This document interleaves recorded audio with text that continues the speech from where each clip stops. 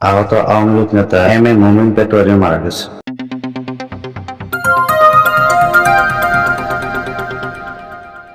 ঢাকার ধানমন্ডি ৩২ এলাকায় মোমিন পাটোয়ারি 15ই আগস্ট শোক দিবসে বঙ্গবন্ধুর প্রতিকৃতিতে শ্রদ্ধা জানাতে যান। শ্রদ্ধা জানাতে গিয়ে হামলার ঘটনায় আহত আওয়ামী লীগ নেতা মোমিন পেটোয়ারি মারা গেছে। আজ শুক্রবার 30শে আগস্ট ভোর 4টার দিকে ঢাকার গ্রিনলাইফ হাসপাতালে চিকিৎসাধীন অবস্থায় মারা যান। মোমিন পাটোয়ারি রামগঞ্জ উপজেলা আওয়ামী লীগের সদস্য ছিলেন। এছাড়া কেন্দ্রীয় আওয়ামী লীগের সাবেক উপকমিটির সহ সম্পাদক, কেন্দ্রীয় ছাত্রলীগের সাবেক সমাজসেবা বিষয়ক সদস্য ছিলেন। গ্রিনলাইফ হাসপাতাল কর্তৃপক্ষ আজ মোমিন পাটোয়ারির মৃত্যুর বিষয়টি নিশ্চিত করেছে। মোমিন পাটোয়ারি 15ই আগস্ট শোক দিবসে বঙ্গবন্ধুর প্রতিকৃতিতে শ্রদ্ধা জানাতে যান।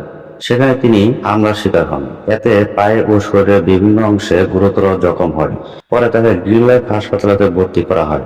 সেখানে চিকিৎসাধীন অবস্থায় তিনি মারা যান। পরিবার সূত্রে জানা যায়, মোমিন পাটোয়ারির সংসারে স্ত্রী ও এক ছেলে রয়েছে। তিনি ডায়াবেটিস ও হৃদরোগেও আক্রান্ত ছিলেন। তার মরদেহ রামগঞ্জ উপজেলার নোয়াগাঁও ইউনিয়নের গ্রামের বাড়িতে পারিবারিক কবরস্থানে দাফন করা হবে। BD news 2024 Bangladesh. বর্তমান বাংলাদেশের নিত্য নতুন খবরাখবর জানতে আমাদের চ্যানেলটি সাবস্ক্রাইব করে রাখুন। ধন্যবাদ।